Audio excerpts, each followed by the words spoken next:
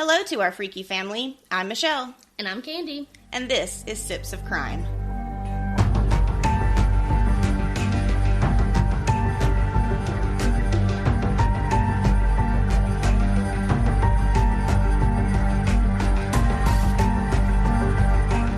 Welcome back, everybody. Hello. Hello, all. Welcome back to Sips of Crime, your favorite true crime podcast. Has to be. Happy Thanksgiving! Yes. Oh my gosh. I'm so excited to eat I'm Thanksgiving so excited to eat. Oh my gosh. We have to plan Friendsgiving. We do need to plan Friendsgiving. What are, like, your normal, like, Thanksgiving, like, traditions? Like, how do you guys go about this major holiday? I mean, of course, we have Friendsgiving. And we celebrate we go to my side of the family, and then, of course, go to Jordan's side of the family. Try to fit all that in. It's hard, but we try. Sometimes it leads into the weekend. Sure. But I make so many sausage balls. I was just getting ready to ask. So, like, whenever we do Friendsgiving, and for those of you guys who don't know, Friendsgiving is just like a time where we get all of our friends together to celebrate the holiday completely separate from our families.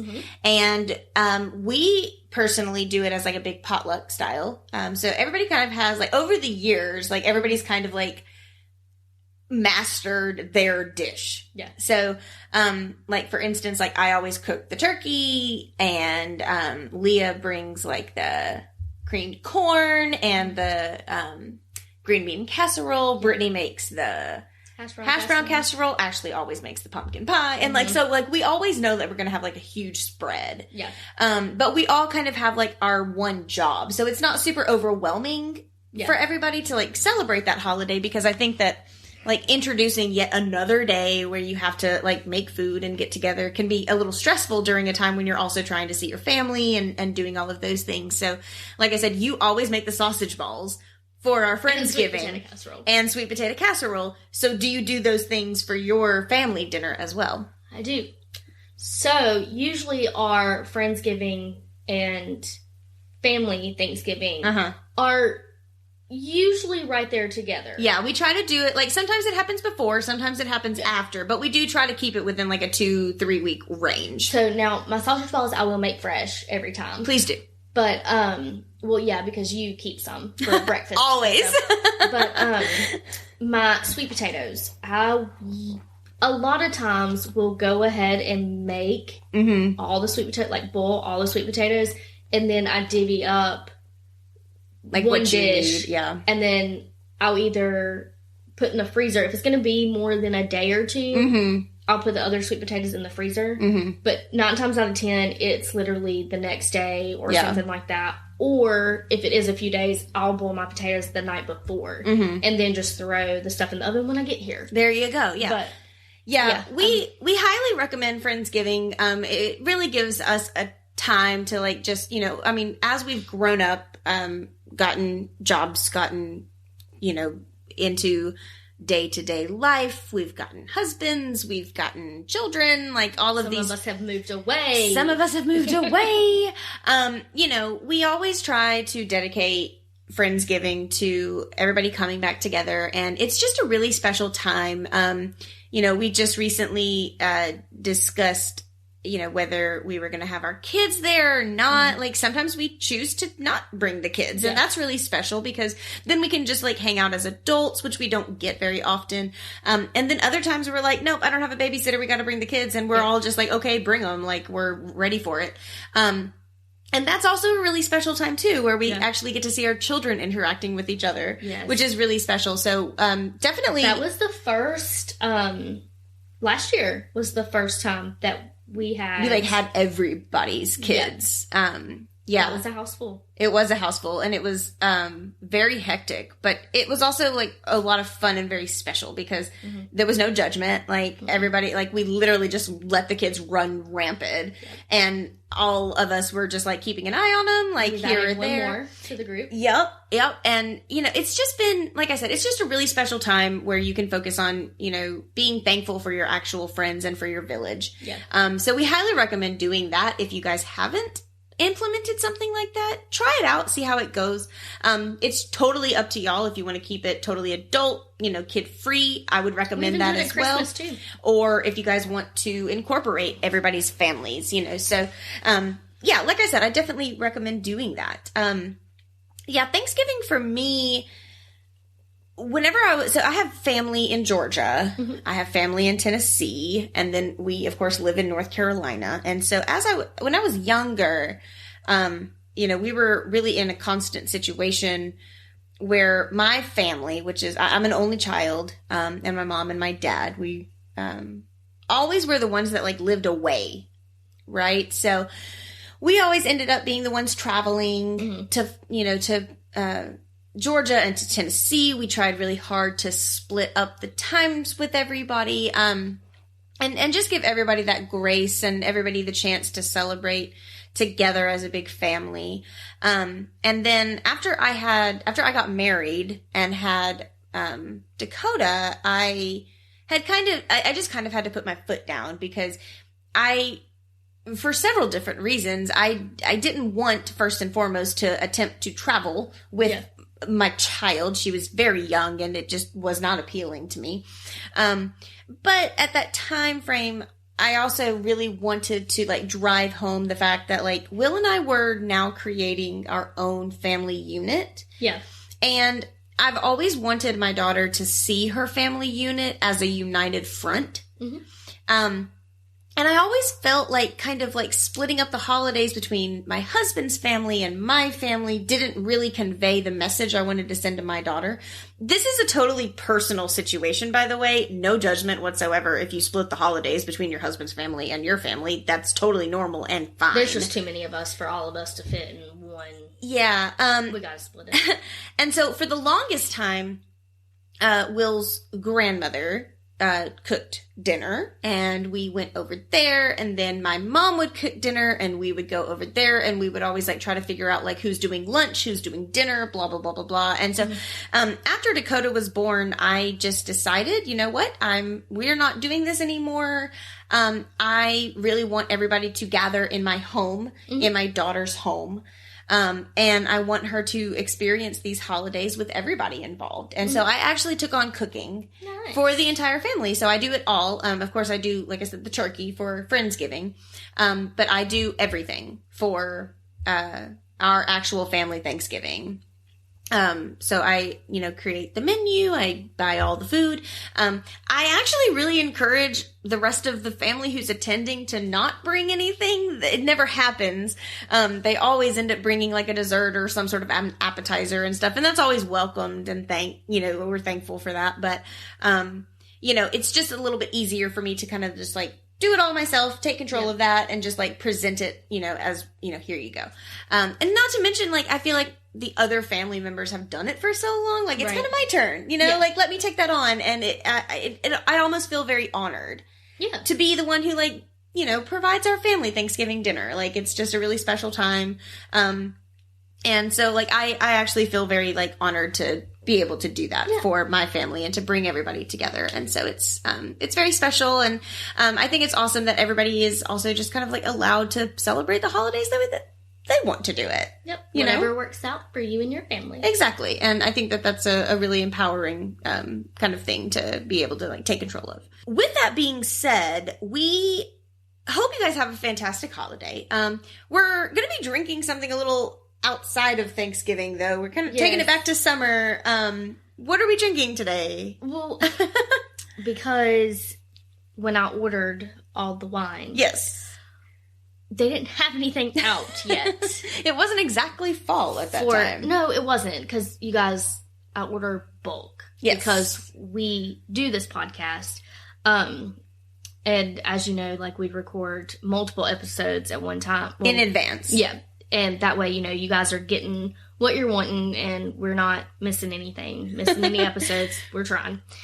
I did not order any holiday wines. Right.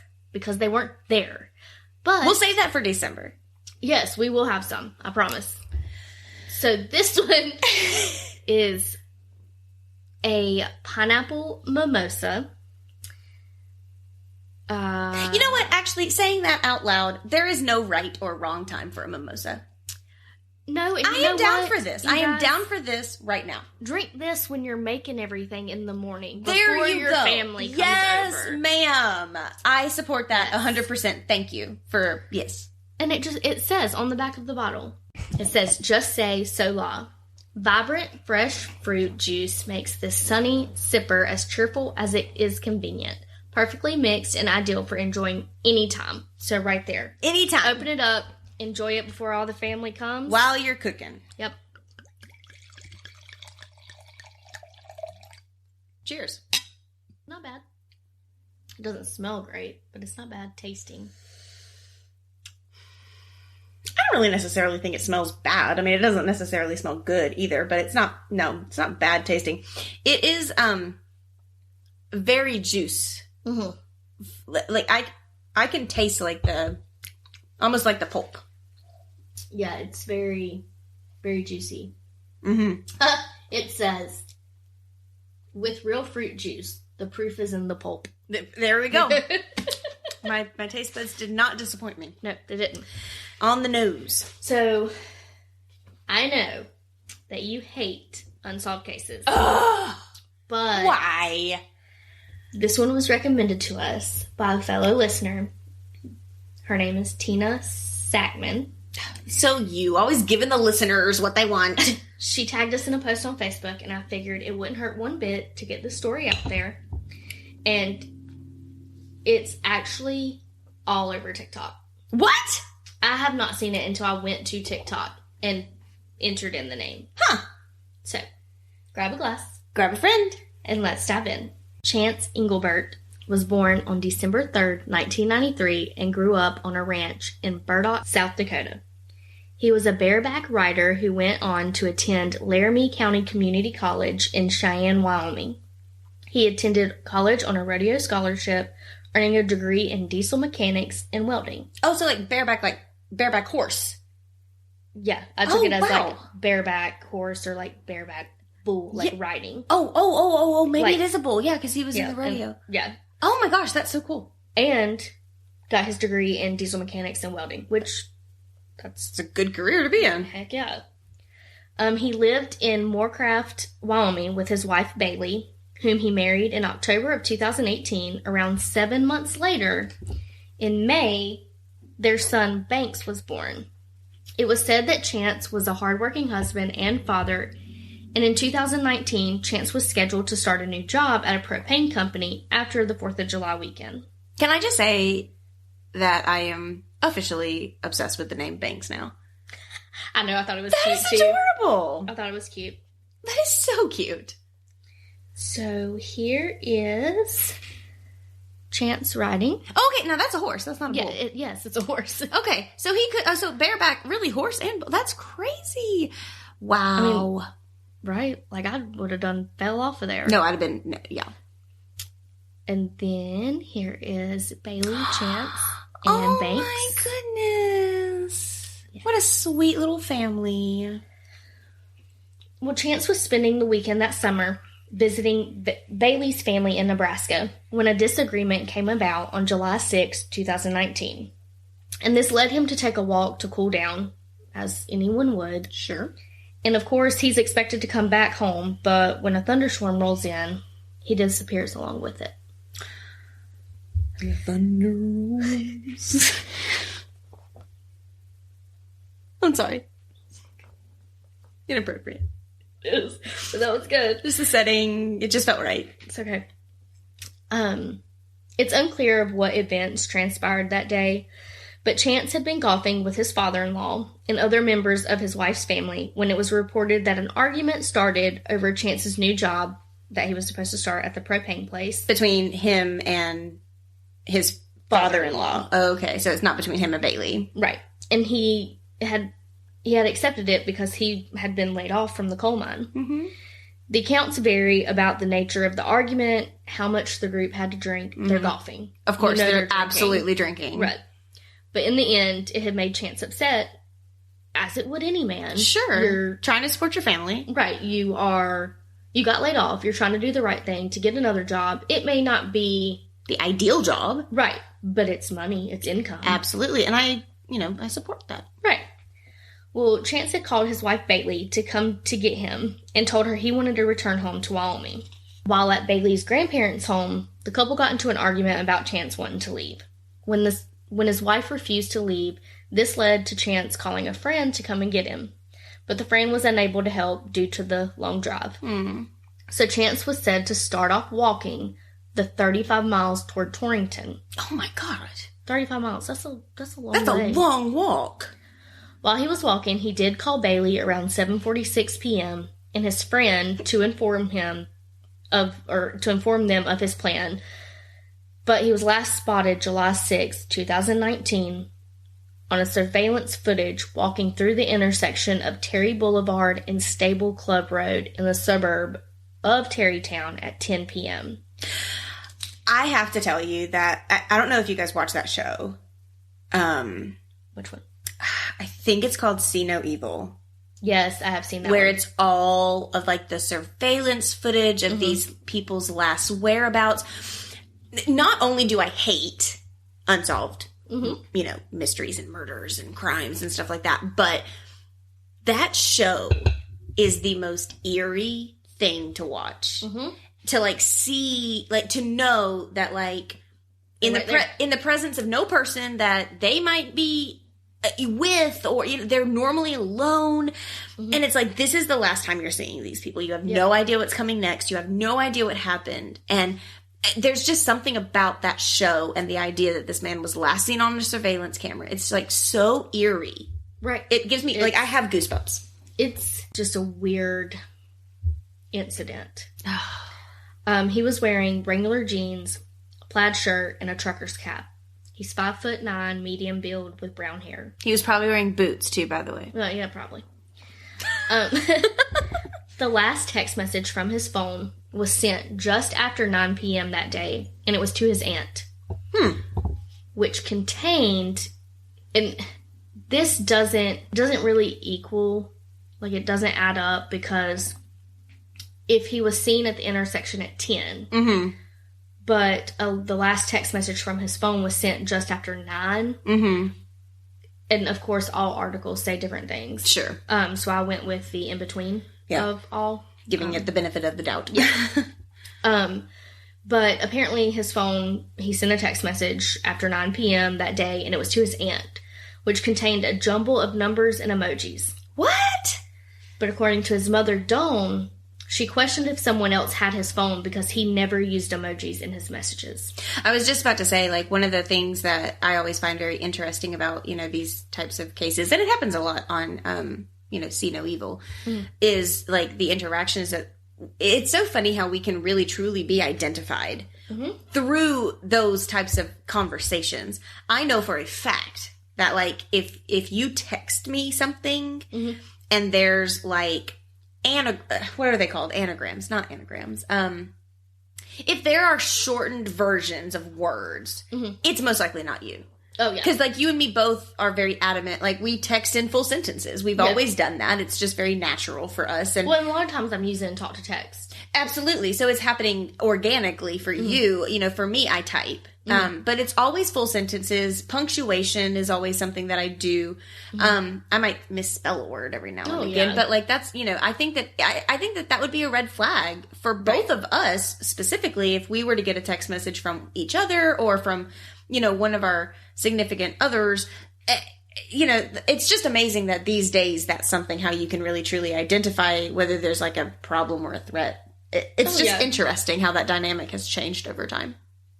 And just like, I was like, my husband never uses emojis. Like, if he were to send me something with an emoji, I would be like, oh, like, that's kind of weird, And, like, we have Find My Friends. Oh, absolutely. So we have, like, all of our locations, like, no matter what. And you guys, I just want to stop you here because, I know that some people don't really love that invasion of privacy. I get that. I totally understand. But for us at least, it started really with me and Brittany. We were both working as home health CNAs at the time. And so we were physically going to people's houses that we had never been to before. And And we didn't always feel safe. They weren't always in great neighborhoods, you know. Right. And so we found this kind of, you know, like software that came stock on our iPhones that where, you know, it would show our location. Mm-hmm. And we would even like text each other before we would leave for like our shift and be like, hey, you know, just keep an eye on Find My Friends tonight. Make sure I'm where I'm supposed to be because like I'm going to this new house. Like I don't really know, you know. And we never truly felt in danger. Right. But just knowing that somebody was like looking out for us. Right. Always made us feel better. And it really just grew from there. We don't use it in any type of malicious way. No. At all. All of our friends are on it. Like, yep. And there's a group of, is there 6 of us? 5. There's 5 of us. 6. There's 6 of us, yeah. And we are all on Find My Friends. Mm-hmm. I would like to point out that, like, you can turn it off if you want to. If you're, you know, trying, like, for instance, like, Brittany just recently had a surprise birthday party. Like, we all had to turn our friend finders off because, like, she would look at it and be like, why are all of my friends in this one place?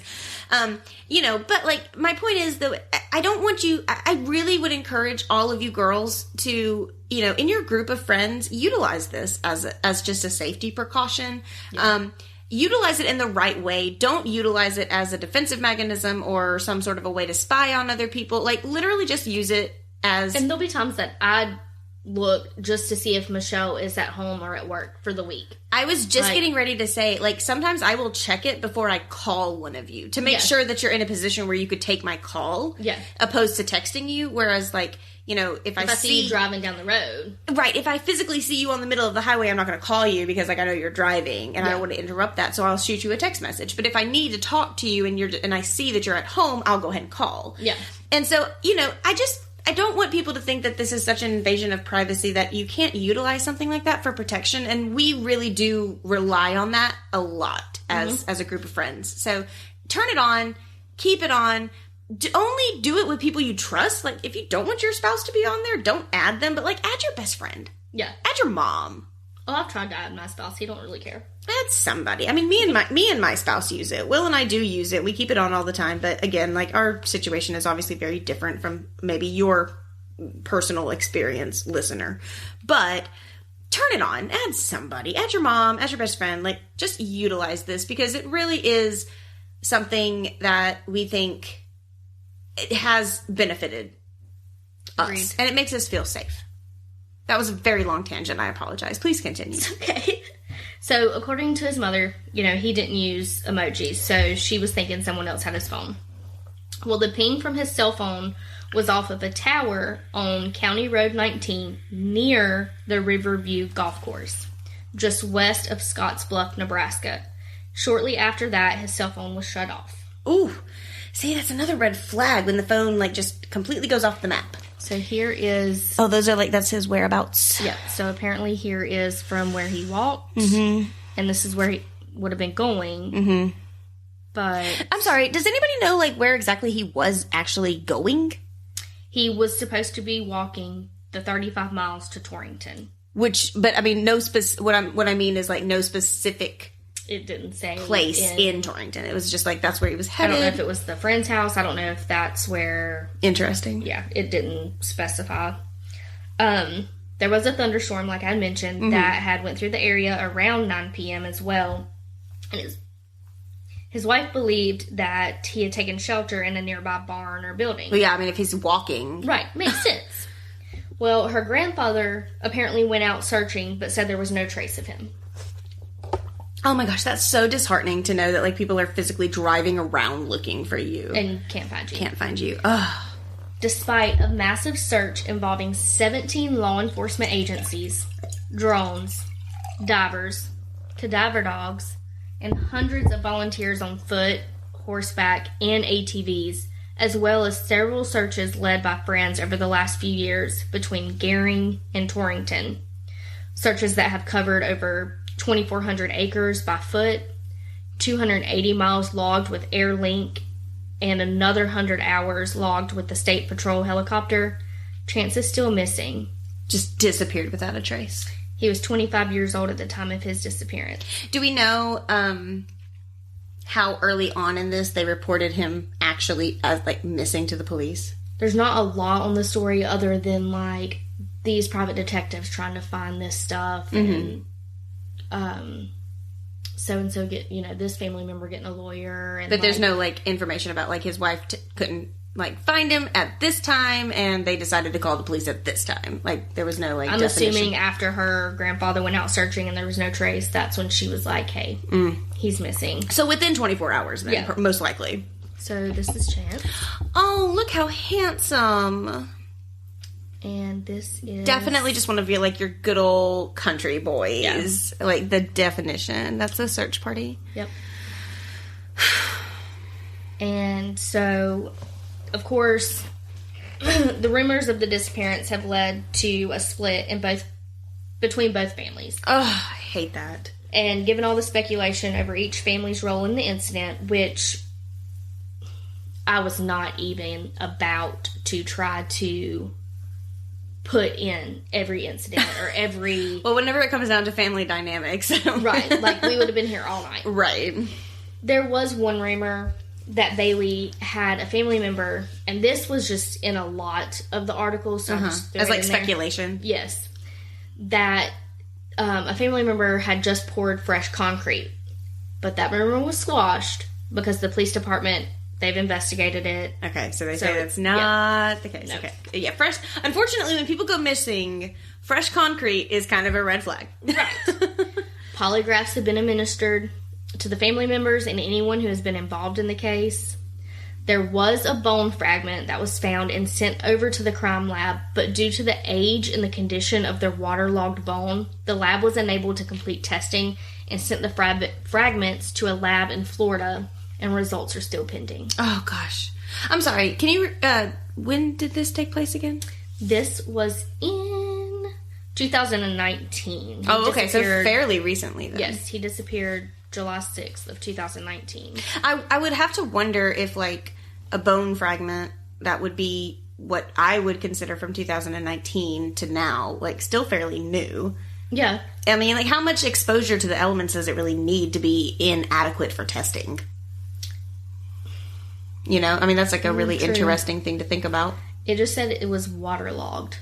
Well, yeah, but I mean, you have to think about, like, I mean, we find these remains of people who have been in the desert or in bad conditions for years, and they're able to test them. So it's like, that bone fragment is probably not his if it's been too waterlogged for testing. Like, it's probably really old. Right. You would think, and it might not even be a human. Right, exactly, at this point. I mean, we've come across that situation in several of our cases. The location and the circumstances of Chance Engelbert remain unknown. His family does state it's not his character to just leave without warning. His wife also doesn't believe that he would have left his newborn baby, who was 3 months at the time of his disappearance. Oh, so new. It would be hard for me to think that a father would leave their son at 3 months old. Well, I feel like that's a big thing. I think it is a huge thing, but I think even, like, speaking more, like, specifically to this case, he didn't seem to be a type of guy who felt like abandoning his family was an option. You know, I mean, he had a conversation with his wife about wanting to move their family, about, you know, he wanted to include them in that. And so it doesn't sound like... And he called his wife and was like, hey, this is my plan. I'm walking. Yeah. Like, he told her, you know, he told her where he was going, what he was doing. You know, people who plan to disappear don't normally tell people where. Right. People don't normally tell. And not to mention, like, he's golfing with his father-in-law the day. Yeah. Like, people who are trying to, you know, who might be in the characteristic of just getting up and leave, like, you know, who don't have strong family ties, they're not just going to go golfing with their father-in-law. Right. Like, to me, that sounds like he was very, you know, active in his role as a father and as a husband, and wanted to take into consideration his family's wants and needs. Oh, and I agree. I think that anything could have happened. Someone else, you know, could have went after him, or, you know, anything could happen. But it just, why would he call his wife and his friend saying, hey, this is what I'm doing. Right. I'm walking all the way to Torrington. You should expect me somewhere around this time. This is what I'm doing. And if you were going to disappear, why would you call? Yeah. It doesn't seem like that's something that somebody was planning on doing. Fortunately, there's really not much more information. If you have any information, please come forward and contact the Gering Police Department at 308-436-5088. There is a reward, but I honestly don't feel like I should have to mention that for that to be a motive for someone to tell the truth. I agree, but if it motivates you to come forward, if it does, give some money. And you want some money for it and remain anonymous, either way. Again, Chance is a white male, 5 feet 9 or 10 inches tall, light brown hair, hazel eyes, and weighed 195 at the time of his disappearance. He also has a scar on his hip and was wearing a short-sleeved Wrangler shirt, Wrangler jeans, a belt with a BRCA buckle, Roper boots, and a black and white trucker hat. Please call the Gering Police Department at 308-436-5088 or Crime Stoppers at 308-632-7867 with any information of his whereabouts. It's so terrible to hear, and I think this is one of the reasons that I hate like those unsolved cases is when you just want to go help solve them. You want to go search. Like you want to go and help, and you want to know, like what happened, especially in this case scenario where, like we said, he was a family man. He, had this new baby. There were so many, he had just started this new job and he was, really in a position where leaving just wouldn't have made sense. And so it leads you to know that, of course, he was, most likely met with foul play. And it's just so terrible to think, that his family might not ever know. Right. And that's sad. It is. It's extremely sad because, like, I just, one of the things that we, talk about so much, again, going back to the friend finder and stuff like that, is safety between us. And we're very lucky that, if one of us were to go missing, we know that like everybody in our group would be going nonstop, like looking for us and figuring it out. This is actually a really great segue because I think we were planning on talking about this before, and it kind of got lost in our Thanksgiving discussion. But so one of the podcasts that we listen to and is very, very well known, which of course is Crime Junkies. Mm-hmm. I feel like they're kind of like the first, they were the ones that like opened it up, them and My Favorite Murder were like the two podcasts that really like just set the scene for like true crime podcasts. And, one of the things that, we've recently done, and take this as you will, it might sound morbid to do so, but, one of the things that we've done recently is we have filled out a, form that Crime Junkie has on their website, and I will link that in the show notes. But they preach all the time about their If I Go Missing folders. And this is something that I think everybody should have. I think it's something that everybody should, keep and have probably even multiple copies of. Right. They've done a really great job of giving you just an overall template that you can fill out about yourself, about your physical appearance, about your frequent locations, the type of car you normally drive, your normal route to work. Mm-hmm. It also includes a page where you can include like social media links and your username and passwords to those things. Anything that might aid the police department in finding you or gaining some form of information as to what you've been up to these last couple of days before your disappearance. Obviously, I think that some people might find this as an invasion of privacy, but how many cases do you hear where the police can't get the phone records because it's in somebody's personal name? Mm-hmm. You can't, the phone's turned off so they can't ping it. Mm-hmm. How many times, do you come across, your the whole iPhone debacle, how they're not allowed to open up the iPhone, this folder just gives everybody who needs to be looking for you the information as to where to start. Right. And, if you see it as an invasion of privacy, I think that I could understand that. I would say to that, instead of not filling it out and not having one, just fill some of it out. Fill it out and then trust the person who you tell it exists to. Yep. There is a portion on the document where you can list the people who know about the folder. So maybe you are in, and I pray that you're not in this situation, but maybe you're in a situation where you don't want your spouse to know this folder exists. Right. Okay, great, fine. Tell your best friend. Yep. Give it to your best friend. Give it to your mom. Mm-hmm. Give it to your dad. Like, whoever. Brother or sister, yeah. Whoever you feel comfortable. Like, it doesn't have to be a specific person. It doesn't have to be your spouse.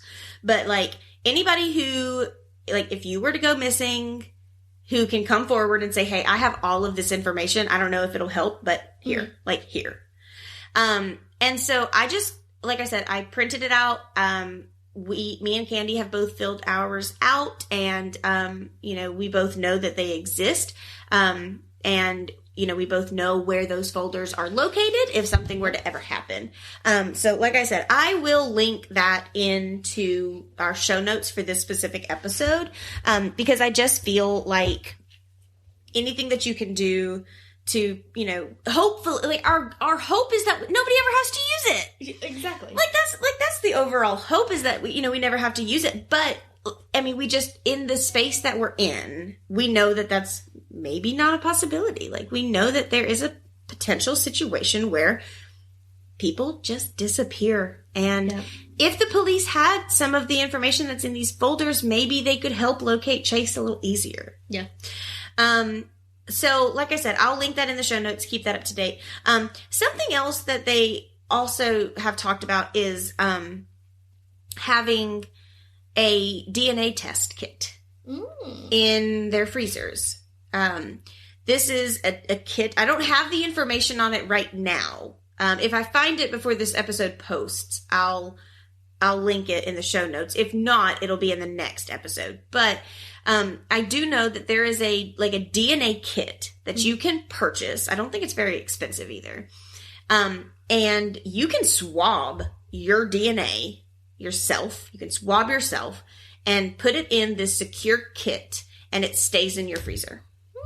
So, like, if you ever go missing or something happens, whoever knows about this DNA kit, again, it doesn't have to be your spouse, it doesn't have to be anybody specific, but whoever knows about this kit can instantly provide that to the police, and they can match your DNA with any, other DNAs that need to be tested against a missing, person's database. It's your DNA, and it's obviously been given, to them by you. So, that is something else that I would also encourage. It's not something that we've done, but, I just think, like I said, just having those things can never be too prepared. Yeah. Like, it's just not possible. And so, some of the things that I think it's just super important, because we hear too many. Of unsolved missing person cases, and it's just so disheartening to know that, like, if maybe they had this one piece of information, right, that they could solve this and give the family some peace. It's just something to think about. Again, like I said, I'll link both of those things in the show notes. If not on this one for the DNA kit, I'll put it in the next episode. So, yes. Please tell me, though, that you have something that's going to bring us up, because I just went on a very long tangent of some very dark shit. So, weird drinking laws in our 50 states. Good! Alabama. If you're trying to find any beer bottles larger than 16 ounce, you won't have any luck in Alabama. Any beer bottles larger than 16 ounces are not allowed in the state. Plus, you'll have to choose your county wisely, as there are still many dry counties throughout the state. So, your standard Oh, and provocative or profane labels are strictly prohibited in Alabama. So, like, do they not sell tall boys? I was just getting ready to say, like, your 40-ounce beers, like those big ones, and then a tall boy is normally, like, a very standard thing that we can get at a gas station here in North Carolina. Yeah. And I know that that's more than 16 ounces, so interesting. In Alaska, it's actually illegal to be drunk in a bar. Arizona has drive-through liquor stores. Hey, I could get on board with that. Mm-hmm. I like it. In Arkansas, if you're older than 18... but younger than 21, and you are caught with alcohol, you will not only get a fine, but you'll also have to write a themed essay on liquor, wine, or beer. What? Challenge accepted. Apparently in California, you cannot display alcohol within 5 feet of a store entrance or within 5 feet of a cash register. It says that your legal rights of riding a horse while intoxicated stop at the state lines of Colorado. A horse is considered a vehicle. In Colorado. Yep. And you can get a DUI. I think you can get a DUI on a horse anywhere. I was just getting ready to say, I think we've already debunked this. Yeah. I do believe that not just in Colorado, but in any state, they have stated that you are not legally allowed to ride your horse drunk. No. And that you will get a DUI because you are in control of the horse. That's the whole reason you're riding it. Connecticut does not let you stock up on beer. In restaurants, taverns, and cafes, you are only allowed to buy up to 4 liters of beer, and it must be for off-premises consumption. What if I go to 4 different stores? It doesn't specify. I feel like that law is very easily skirted around. Alcohol sales in Delaware are not allowed on big holidays such as Christmas, Easter, and Thanksgiving. So you better plan accordingly. I was just getting ready to say, like, that is, like, probably one of the biggest sales date. I mean, for Easter, we always have, like, wine. For Friendsgiving, we always have, like, spiked cider. And, I mean, Christmas, there's eggnog. I mean, come on. Like, Florida, alcoholic beverages are prohibited during hurricanes. Again, I need the alcohol more during the hurricane. Georgia. Depending on where you are in the state, public drinking may be allowed. However, it must not be seen. So just put it in a wine tumbler that you bought from Caruso's Custom Collection at our merch store. In Hawaii, you do the crime, but your parents do the time. What? Hawaii will give DUIs to minors who are drinking and driving. However, their parent or guardian will be the one who is required to go into an educational alcohol abuse class. Okay. And it's also illegal to have more than 1 alcoholic beverage in front of you. Few states, including Idaho, do not allow liquor license to be given out to more than 1 person for every 1,500 people. If you're looking to acquire a liquor license, be prepared to wait a very long waiting list. 1,500 people? Mm-hmm. Just recently, in 2017, Illinois raised the penalty from a business offense fine to a Class 4 felony to import 45 liters or more of liquor into the state without a license to do so. That means if you bring more than 108 liters of wine or 118 liters of beer into the state without going through the proper hoops, you're looking at a minimum of 1 year in jail. Oh my God. So we cannot go to Illinois. Okay, hold on a second. 108 liters. I was about to say, can we do the calculation? Because I know that, okay, we've established already that a bottle is 750 milliliters. 144. Okay, yeah. We won't have 144. No, I think that we can successfully go to Illinois and not be... Indiana, it's illegal for grocery stores and convenience stores to sell cold beer. It's saved for the liquor stores. What? Yep. Where? Indiana. Indiana cannot sell cold beer unless it's in a liquor store. Otherwise, you have to buy it piss warm. Yep. Iowa, no more putting it on my tab and blissfully walking away. You're not allowed to leave a running tab at a bar. I could see that. I'm sorry. I've left a bar a handful of times and forgot to close my tab. Kansas continued a statewide ban on alcohol until 1948. Additionally, residents and visitors of Kansas could not buy a drink on premise at a bar or restaurant until 1987. Wow. How are these people having bars, though? If you can't buy a drink on the premise, then you don't have a bar. Agreed. Kentucky, it's illegal to sell alcohol on Election Day. They don't want anybody getting drunk before they go vote. In Louisiana, drive-thrus are allowed to serve alcohol. In Louisiana, and the state considers them to be closed containers. In Maine, establishments are not allowed to sell alcohol on Sundays before 9 a.m. unless it's St. Patrick's Day. Unless it's St. Patrick's Day. That's a fairly... in North Carolina, it was before 12. Yeah. Until just a couple of years ago. Maryland, there's a limit of how much alcohol can be brought back into the state of Maryland. What are with all of these different laws about alcohol crossing state borders? Like, how many people are I don't understand. Like, I might grab a bottle of wine from a vacation, right, to bring home with us as like some sort of like a sentimental type thing, you know, but like, I'm not... How many people are actually transporting this much alcohol across state lines? What are you doing? For whatever reason, Massachusetts holds a grudge against happy hour. They wouldn't like us. Not only is that upsetting, but public drinking games are not allowed. Michigan, they're not allowed to advertise that they sell pints of beer. But they do. Before you get too upset, they're not allowed to advertise it unless they are serving all 16 ounces. So you can only buy all 16 ounces. There's no alcohol sales on Sunday.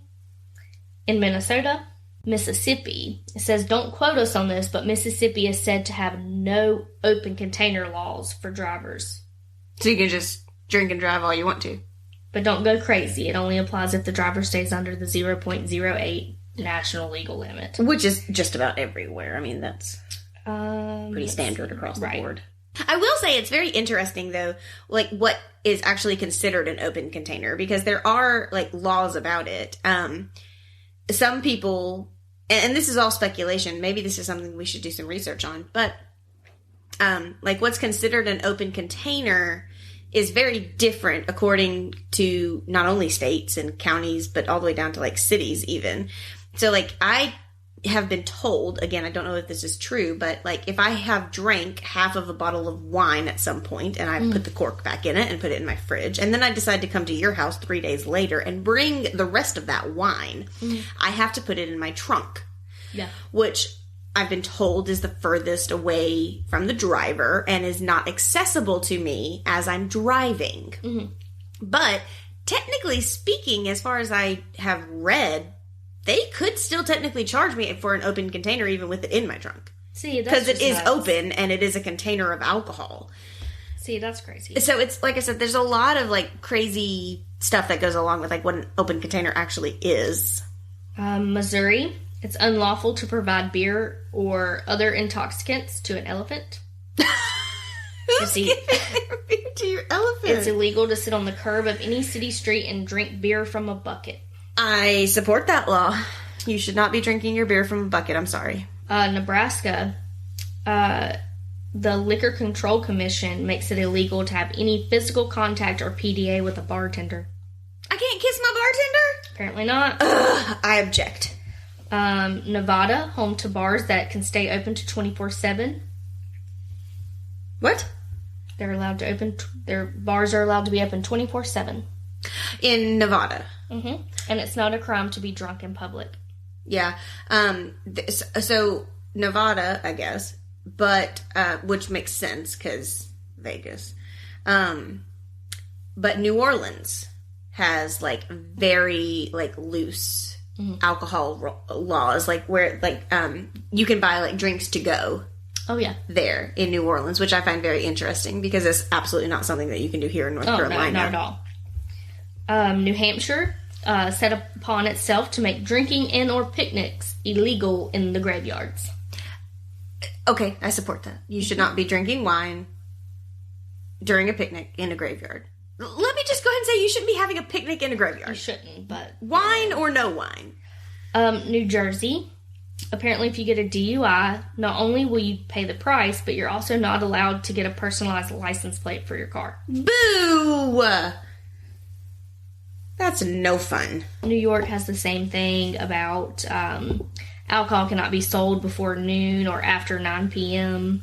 in stores. Mm-hmm. After 9 p.m.? Apparently. I will say our liquor stores in North Carolina, even though the law did change around, like, buying alcohol on Sundays did change, our liquor stores are still closed on Sundays. Oh, yeah.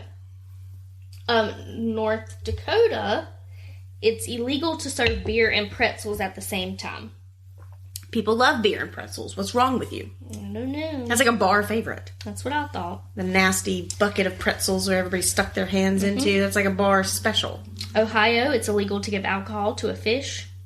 I think we talked about that one time. You cannot get your fish drunk. Nope. Which you shouldn't be doing. Oregon, any location with a liquor license must also serve at least 5 different food items.